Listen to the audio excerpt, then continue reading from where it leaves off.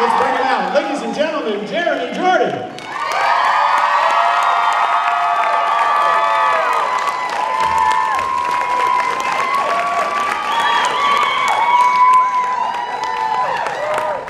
What's up? Hey, is this on? Yeah. How you guys doing?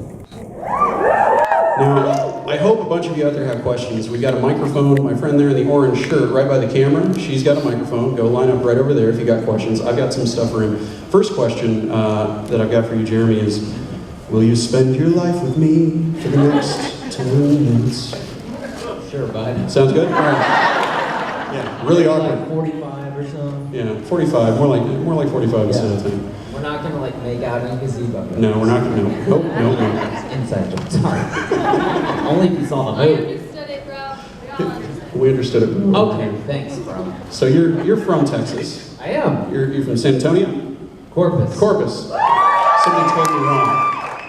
Corpus Christi. Yeah. The home of Whataburger. Home of Salina. Salina and Whataburger and other amazing great Texas things, including Jeremy Jordan. Yeah. So when you were a kid, what were you a fan of? What were you into? I mean, were you into musicals from when you were very young? No, I wasn't a big musical person. No, I watched, TV and cartoons, and I played outside all the time. So like, I wasn't like a huge kind of fan until, when I went to school for theater. That's when I started getting into theater, and that's also kind of when I started watching TV and becoming like a big TV junkie. But What were your otherwise, I shows? just like loved all the random things that kids love, like Nerf and swimming pools and.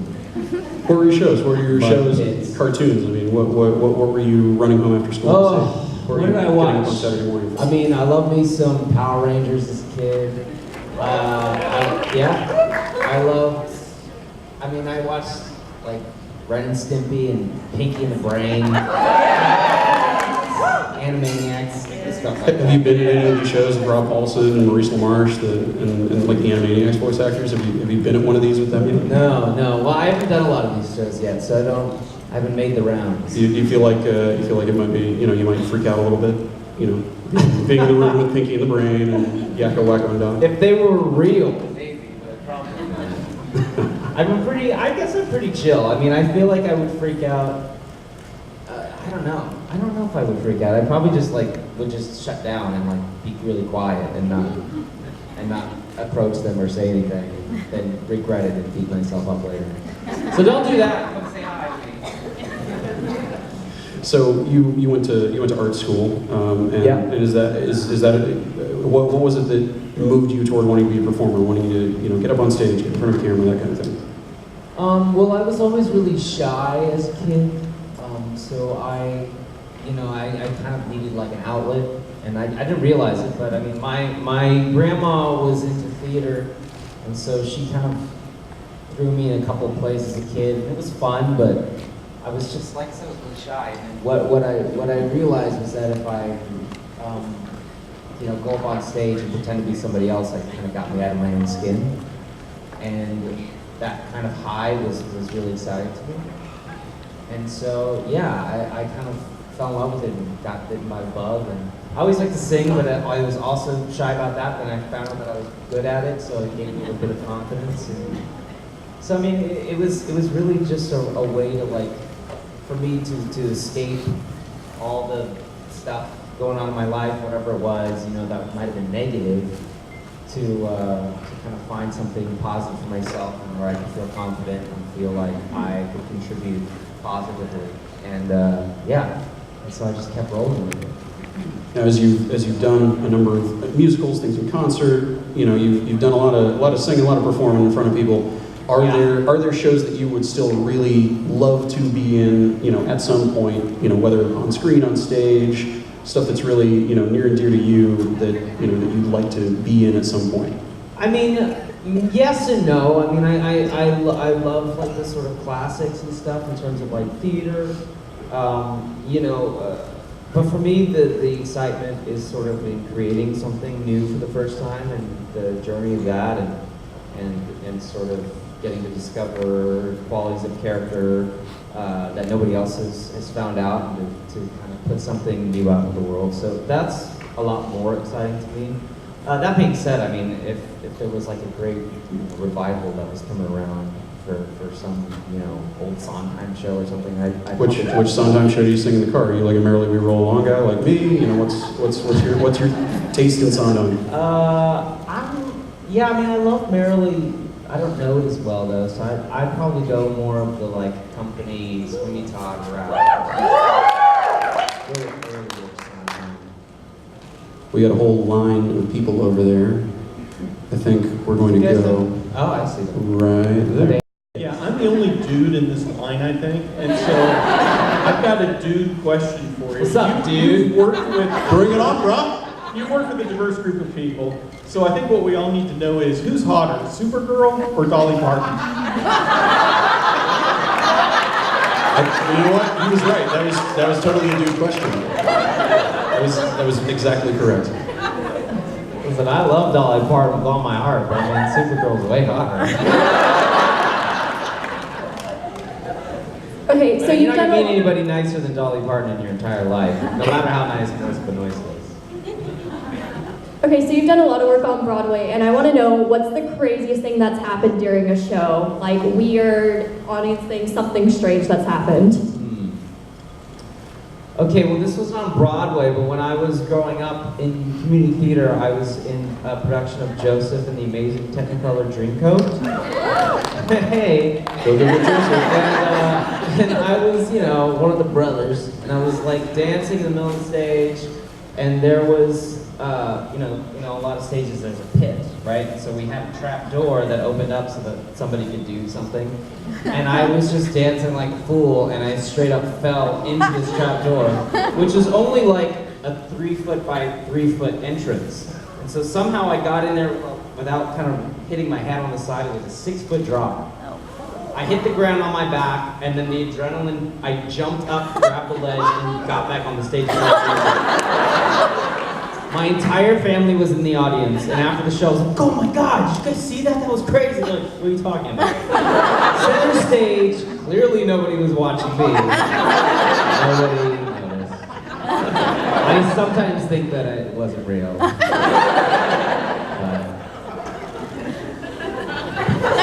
What is your favorite role you've portrayed?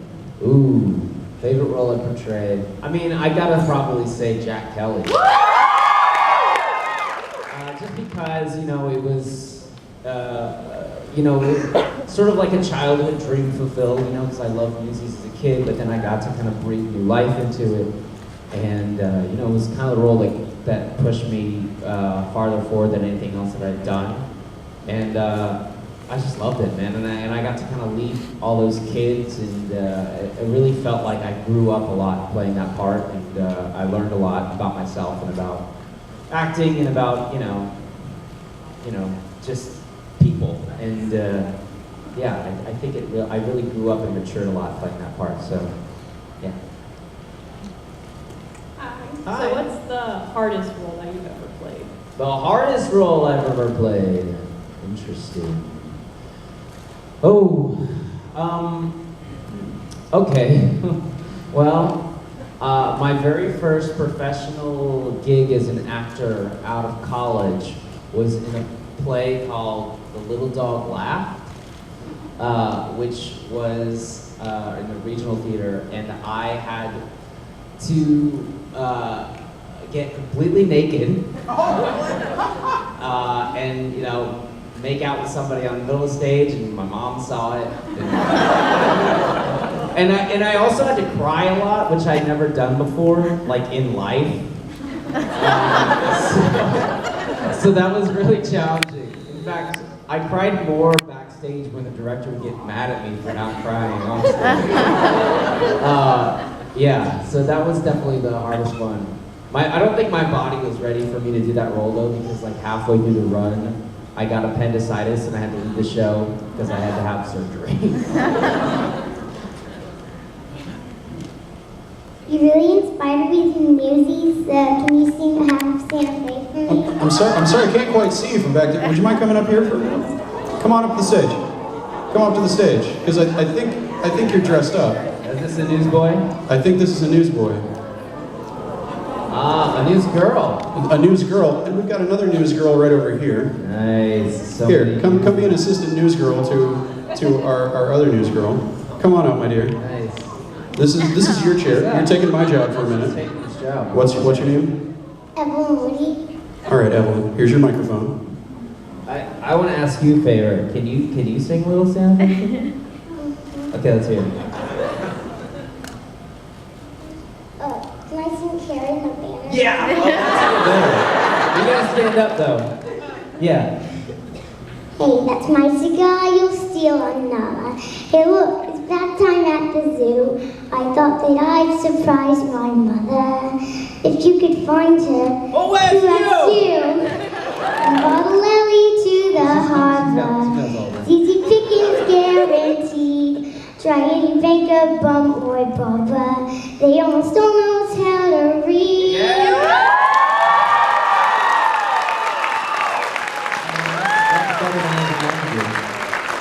Good job, dude. Awesome. Thank you so much, Evelyn. Hey, everybody just knows the one line from that song, Seize the Day. Can we do a call and response real quick? Now is the time to seize the day. Now it's time to seize the day. Yeah, there we go. Let's hear it for our newsies. It's been straight up, I love you from Newsies. Everything else, forget it. I love Newsies. No, I mean, like I said, it's like a thing. I mean, it makes sense because I've done a lot of Broadway, and that's been the majority of my career up until now. And I'm just like second fanboy to the left over in Supergirl, but in Newsies, I was the star.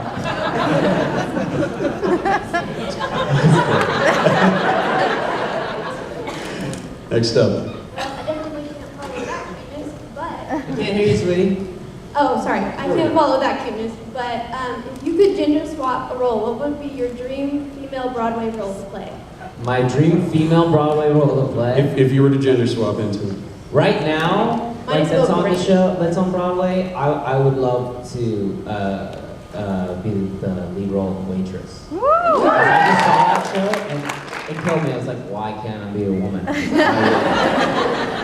would love to take a bite out of that pie on the show. I had my money on you. Not where I thought that joke was going. Honestly, I had my money on you wanting to be Peggy in Hamilton. No, I mean, Angelica relies come on on. it. Angelica relies on it. That's too predictable. Plus, they're not the lead. We got It's not called stars. Peggy. Who is that? Hi, Jeremy. We have a little Supergirl fan over here. Yes, and, girl. She's a little shy, but she wants to know how does being on Supergirl compare to Broadway? Because she hasn't seen Broadway, but she loves you on Supergirl. Okay, fantastic. It's great. The best part about it is kind of getting to reach out to fans all across the world and to get to sort of inspire people, little girls like you, and families, and it's a great show to be a part of for that reason. And in comparison to Broadway, it's a completely different kind of experience. You show up and you say a few lines, and then you go home, and 6 months later they put it all together. And on Broadway, you show up and you do the whole show in front of a live audience. I mean, it's a lot more exhilarating as an actor, but you don't quite have the reach and the influence ability that you do doing a TV show. So, in all of your 3 seasons of filming Supergirl, what was your favorite scene to film? Well, my favorite scene to film in all 3 seasons. Wow. I mean, personally, my favorite stuff is when I get to work with Kyler, who plays Alex, because we just literally laugh the entire time, and we goof off, and we both, whenever we're in a scene together, we can't ever remember each other's lines because every time I look at her in the face, in the eyes, we can't. So when we do scenes together, I have to like look at her nose or like her eyebrow or her forehead, because the second I see those eyes, I just like I lose it. So, I mean, I love doing stuff with her. You know, there's been a couple scenes where she does like her Alex stare down and just completely knocks me off my guard, and those are really fun to shoot for me personally. Thank you.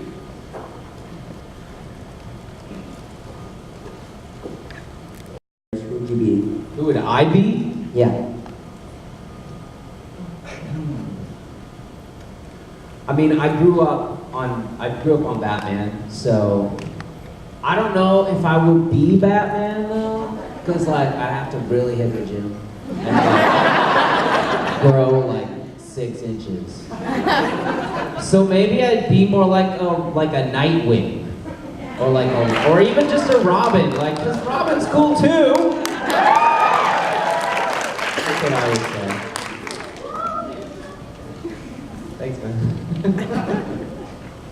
So my husband and I and his grandmother, we sit and watch Supergirl every time it comes on, every time she records it. And I can't hear you, darling. I'm sorry.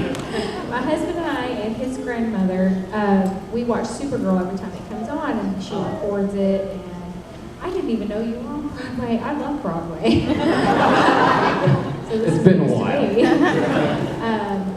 Well, my question is, what makes you nervous on Supergirl? Because every time I watch it, I sit there and I peg the whole show, and I make them pause and be like, "Oh, this is what's gonna happen next." Oh my And God. it happens, and I'm like, So your question is, what makes me nervous? yes.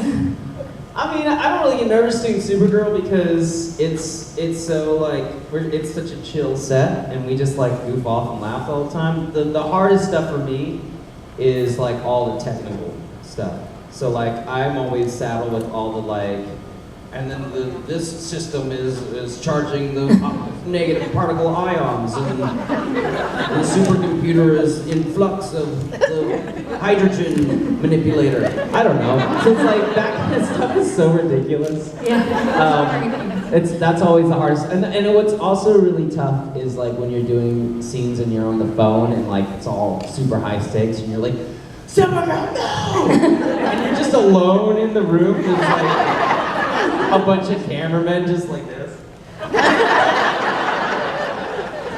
And they're fully judging you. You're like, shut up! Don't look at me! But like, make sure there's light on my face. I mean, those are the toughest things. But I mean, nervous? Nah, we just go in there and we have as much fun as possible. And you know, we set up a green room backstage. We got a ping pong table. We got Legos. We got a TV with cable. Like we got our dogs. Like we have a good time. Yeah, I was wondering about the nervous thing. Every time I sit there and peg everybody, peg the whole scene, I'm like, I bet that person Can't hear is you. nervous to say that. Get on the mic, get on the I mic. cannot hear you. I'm sorry. Every time I watch it, I sit there and I'm like, oh, I bet they're nervous in that scene. And so that's hard. You know, I think they also, you know, you gotta learn how to turn it on. So like you're hanging out on set and then you kind of flip the switch for yourself so that you kind of jump into the stakes of the scene and jump into the high energy. Because if you keep that on, like once the cameras stop rolling, you're just gonna be exhausted. So yeah, I mean, we try to, you know, it's acting. We Yeah. try to build that for you. So I'm glad that it worked. Yeah. Thank you. Thank you.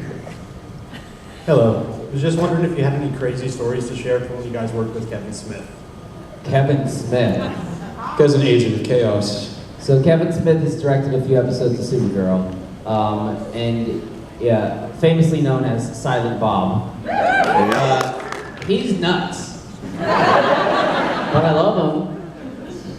His whole thing is that he doesn't do anything. He just like watches other people do their thing and like occasionally says that was good. And so what he kind of does best is motivate everybody. Like he's always leading like cheers and literally after every take he makes everybody applaud for you.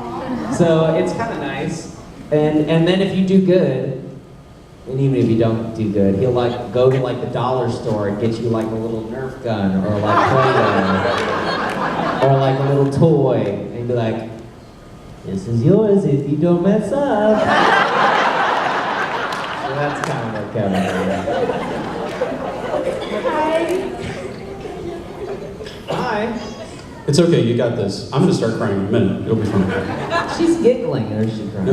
No, she's a little bit, Because I little have bit a both. crush on you guys. You have a crush on me? Sorry, girl. I was married. He taken. I'm cosplaying as Girl, you look a little young too. I'm How old are you? 11. Yeah. I mean, she's allowed to have a crush on We you. are in Texas, but no. No. I'm 3 times your age. What's your question?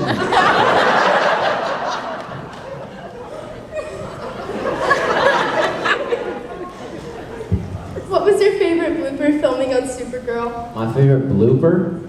Oh man. Is it G-rated? Probably not. Most bloopers involve. Wait. Okay. Oh God, I've told this story before. I always get in trouble for this. I mean, if you've already been in trouble for it, how much more trouble can you be? So in season 1, no, I get in trouble because other people start telling this story when I'm not around, and it's not fair for them to do that. So in season 1, towards the end of the season, there was a character. Oh gosh, I can't remember her name. She was big and blue, and she was part of a computer. And what was her name? Indigo, yeah, great. So there's one point where I'm in Car's apartment and she pops out of the computer, right? She just like bursts out at us and we all have to like jump back like, oh my God, what happened?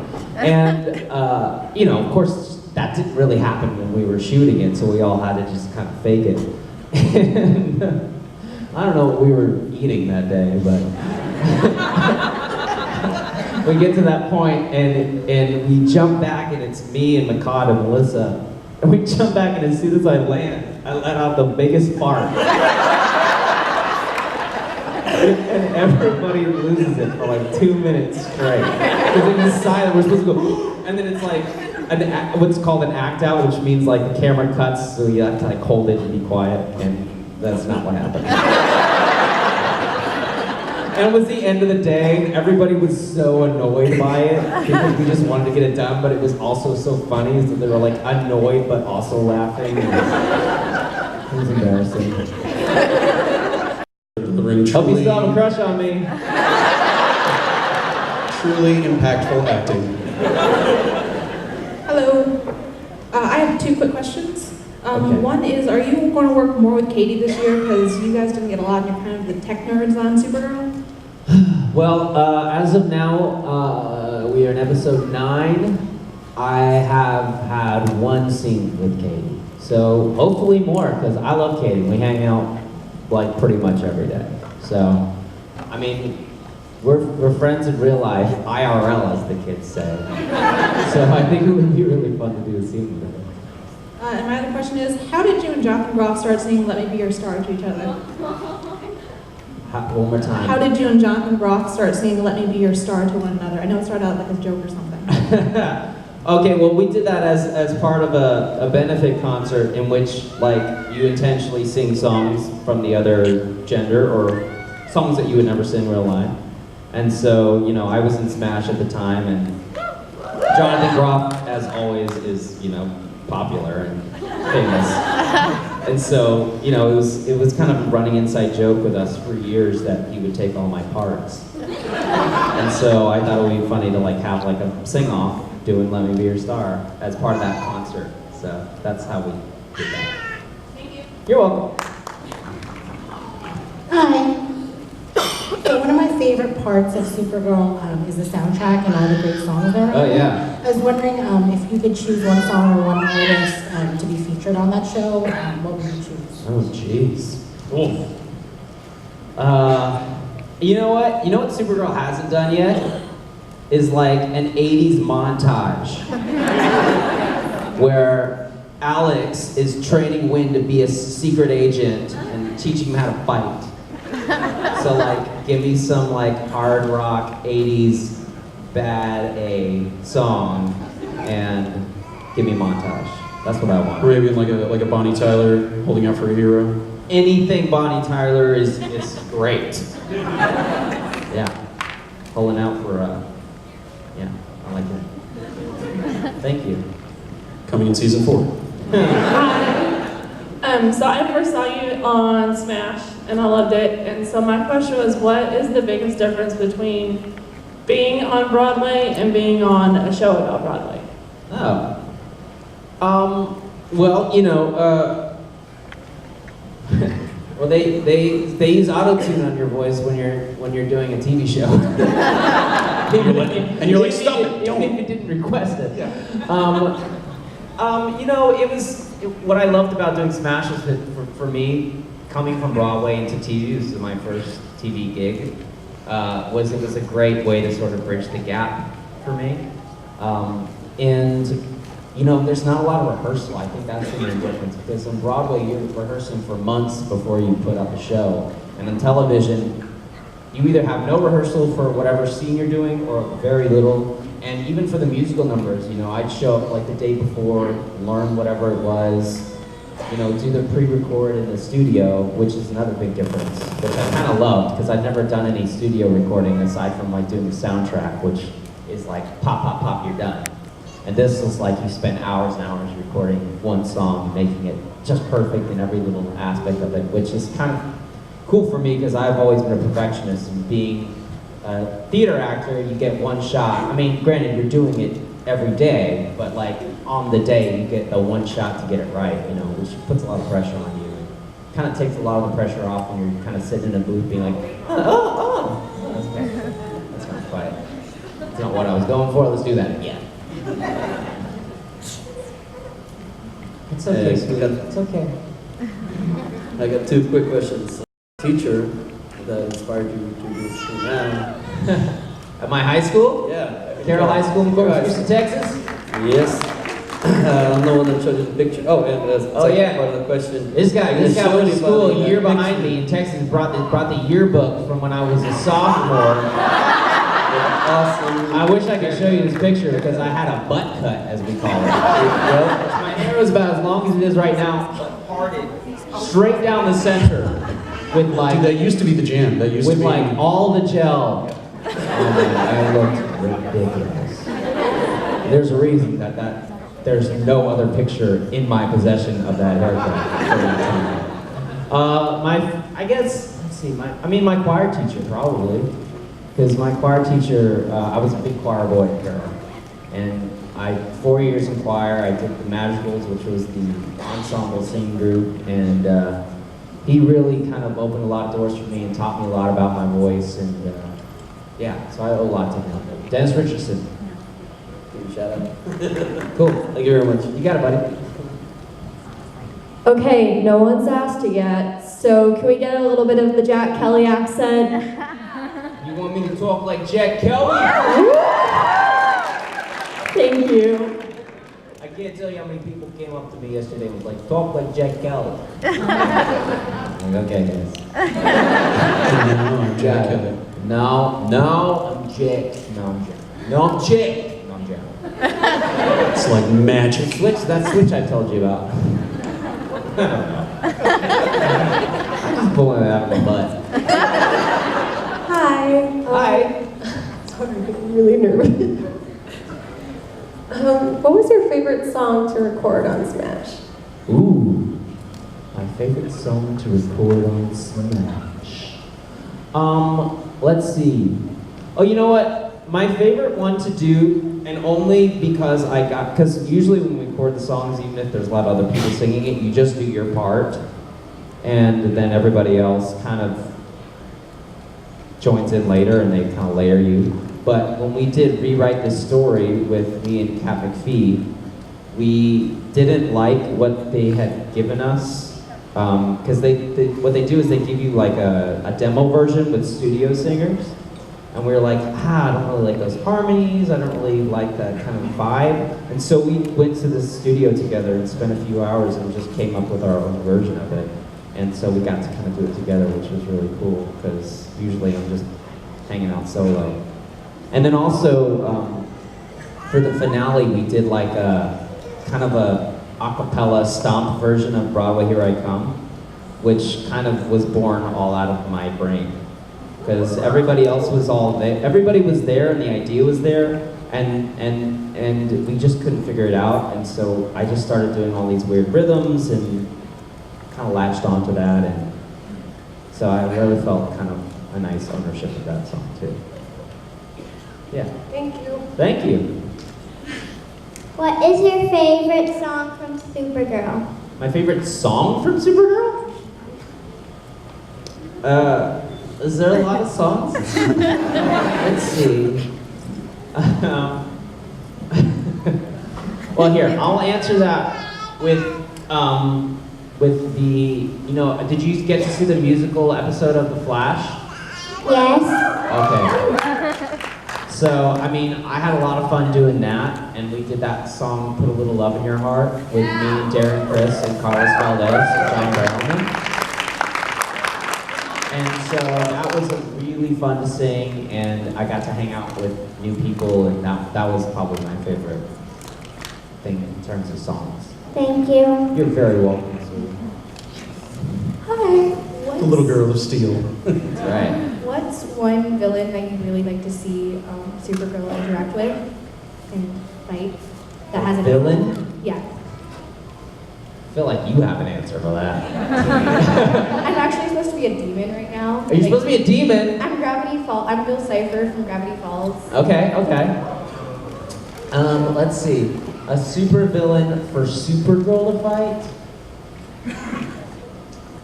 Like, I want like the Brainiac that looks like his head is a giant brain. Because I think that would be really funny to see on screen, and then she would just make fun of him and just like kind of punch him. I don't know. That's the first thing that popped in my mind. So I absolutely love the dancing in Newsies, and I just had to ask, how hard was it to nail down Seize the Day when y'all were learning it? Oh man, it took me a long time, I gotta tell you. Luckily, when we did the filming of it, they cut me out of a lot of it because I had like 3 days of rehearsal because I was shooting Supergirl. But when we did it on Broadway, I did a lot of that song, and especially the paper dance, the famous paper dance where we're dancing on newspaper. Yeah. Dude, that took me forever. In fact, like the first time I really nailed it was our Tony Awards performance. I mean, there's a reason they stuck me in the back corner, because I was like these amazing dancers, and then me that's like, just like, let's get it going. But you know, they had a lot of faith in me, and the other guys really lifted me up and kind of gave me confidence I needed to tackle those dances. And it just, for me, it takes time. So yeah, it took me a good minute. Now, we bring up the dancing in Newsies, and our newsie up here in the front row told me she can do some of this. Can I put you on the spot? Can you come up here and show us something? Show us some moves? Show us some moves? Come on up, come on up, come on up on stage. Come on up, come on up, come on up. Even if it's just a leap. She talked a big game. She talked a big game. What do you got? Can you do the leap? Do the leap. Let's see it. Yeah! Boom! There we go. There we go. So, Poster, man. there we go. Does she? Let's do a bell kick as you go to your seat. Oh. Okay. Well, it works too. I like it. There we go. So she joined the Newsboy gang. I mean, She's in. yeah. I mean, might need to cut your hair like all the way off. But I put her in. Right up here. Okay, so my question is, what was it like during the recording of the live Newsies? Can't hear you, sweetie. What was the recording of Recording the live version of What was it Newsies? like? Oh man, it was awesome. Were there like cranes and stuff all over the place? Or? Yeah, I mean, so they put us up in this big theater in LA, and and they had been touring the show there, so we used a lot of the tour cast. And they, we filmed it over the course of a week. A lot of people thought we just filmed one performance. We filmed a live performance, which was at the end of everything. So we spent the whole week just shooting all the scenes like 10 times from all different angles and close-ups and wraparound shots. And so it was really fun. I mean, and bless those kids for dancing like for 10 hours a day. It was crazy. I mean, we did Santa Fe, which is the big number at the end of Act 1, like 8 times, and by like the 6th time, I was just mouthing it because I had no voice left. So, I mean, it was tough. It was really, but it was also really rewarding. And for me, it was like, let's see, it was 2016 when we filmed it. So it was the 4-year anniversary of me leaving the show back in 2012, like to the day. And so I never thought I was going to get to do the show again after I left it. And they kind of offered me to do it this one last time, and I got to do it with some of my original castmates. I mean, it was amazing. And getting to preserve it for all time is, I mean, I can't really ask much more. It doesn't get much better than that. Hello. Once you said you were from Carroll, I'd kind of say King rules. Wow, creating some real animosity there. Literally like 9 hours away from Corpus Christi where nobody knows what you're talking about. Yeah, literally no one in the room got Man, any of the drama. I'm so fired up right now, man. Don't hold it back. Don't hold it back. Hold me back! I'm not gonna no, you don't, just don't. Carroll Tigers roar! Alright, I don't even know, did we say that? I don't think we did. We just made up a new school slogan. They're gonna adopt it retroactively. Yeah, that's true. I've really enjoyed the character development on Supergirl, and I was wondering what are some, how would you like to see your character advance, or some development you'd like to see? What other developments would I like to see with my character? Man, I really want Wynn to turn evil. I mean, that's kind of always what I thought was gonna happen because, my character was based off of the Toyman from the Batman comics. And, granted, he's my dad, and I'm like, don't want to be like my dad, but I love playing the kind of comedy and comic relief, but I'd love to do something a little bit different, so I think he needs a little more heartbreak. I think, he needs to lose something really big in order to go down that road, but at the same time, even if he gets like super evil, maintaining a sense of humor and wacky personality, I think would be essential. So that's like kind of my dream for this sort of series-long trajectory of Wynn. And maybe at the end he gets redeemed. I don't know.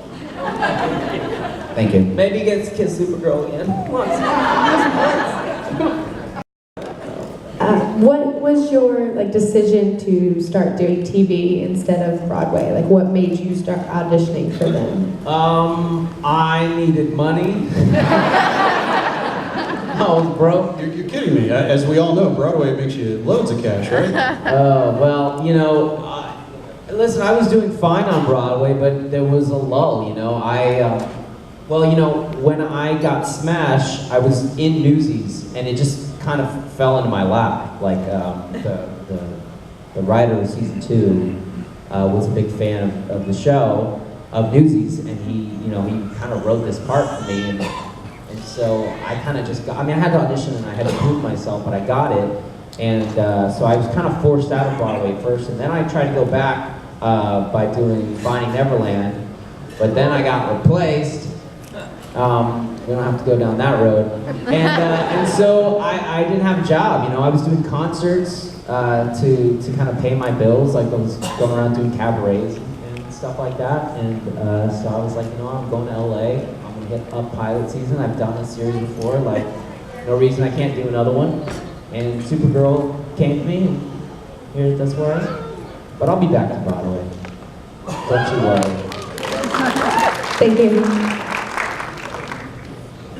So, no one's brought up Bonnie and Clyde yet. So I have to ask you, do you ship Bonnie and Clyde or Jack and Catherine more? Whoa. Who do I ship more? Jack and Bonnie. No, I'm just kidding. I mean, Bonnie and Clyde.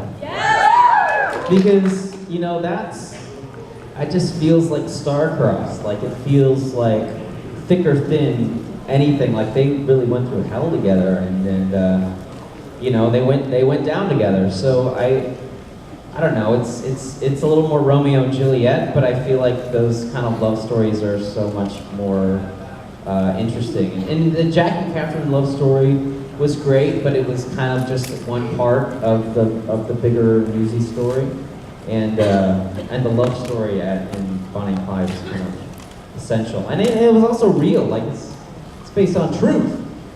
I ship the truth. Thank you. Thank you. I got one more for you before we get to that, though. Just a couple little items of note. In this room up next, maybe a few of you out there heard of a guy named David Tennant? Two of them. Okay, good. After him, Bruce Boxleitner, the one and only captain from Babylon 5. Then we got Ruth Connell from Supernatural. Closing out the day, the wonderful Ms. Mara Wilson. Now, Jeremy, you have had a lot of people come up and see you at the show so far. You said earlier that you have not done a whole ton of these. Not a whole ton. Not a whole ton, but quarter ton. Have people brought you anything particularly surprising to sign, or had something that particularly like took you aback, touched you, just really surprised you coming up to you? Oh man, for me, mostly just seeing people and how kind of and knowing. He's getting emotional. It's okay. It's okay, Jeremy. It's all. That's what I do. I freak out and make that sound. Wow. That's actually how I get emotional, because I'm stone cold. No. What's the greatest to me, and still surprises me. I mean, I still don't fully understand when people come up to me and they're crying, or they're just so grateful to meet me, or something that I've done has changed their life. And they say, like, you changed my life. I'm like, it's hard for me to fathom that, and it kind of gives me pause, and it helps me to remember that even because I have bad days, and I have days where I'm like, oh, this sucks, why am I doing this? And to remember those kinds of people coming up to you, and when they meet you, it kind of rekindles the love for what you do, and it helps you to keep moving forward, because the more people that I can affect in any kind of positive way, the better. There have been lots of negative things out in the world, and lots of negative things said towards me and towards other people, and a lot of my friends kind of gave up either working or gave up social media because they don't want to sort of be effective, and they kind of want to keep themselves in a little safe box. But for me, I think I have to continue to use whatever I have to inspire people and keep pushing. Whatever I'm doing, whether it's sort of emotional or whether it's inspirational or even political sometimes, like it's getting to affect people in any kind of positive way is kind of become the goal of being remotely famous in any kind of way, because I feel like you can use that fame for your own advantage and for your own progression, or you can use it to help other people in whatever way you can. So that's kind of what I'm trying to move forward towards, and seeing people at these events that have been affected in that way only continues to help me move in that direction. It's an important thing, man. I think there are probably at least a few young actors out in the audience who Newsies was a big deal to them, and is an inspiration to them, and a big reason why they are doing shows. They are, finding their own ways and artists. Now, before we close out, we will get a round of applause for him, but we wouldn't be able to do these shows without our crew. You're a man of the theater. The crew is essential. True. Nothing would happen without the crew. At this show in particular, as we close things out, we're without a signature member of our crew, a guy named Kirk Elliott. one of our red shirt leads. He passed recently, and a lot of us are wearing buttons, we're wearing wristbands. We miss him, we wish he were here, and in the spirit of Kirk, I hope that all of you that are here are making new friends, saying hello to people that you don't know, and recognizing the fact that we are all friends and you have a whole ton of friends that are right here in this room. Let's hear it one more time for the crew and for Kirk Elliott, please. Let's keep it going. The Corpus Christi Zone. Third grade, a lot of Brown Salute. Thank you, guys. Have a good day. He's here the rest of the day. Come see him.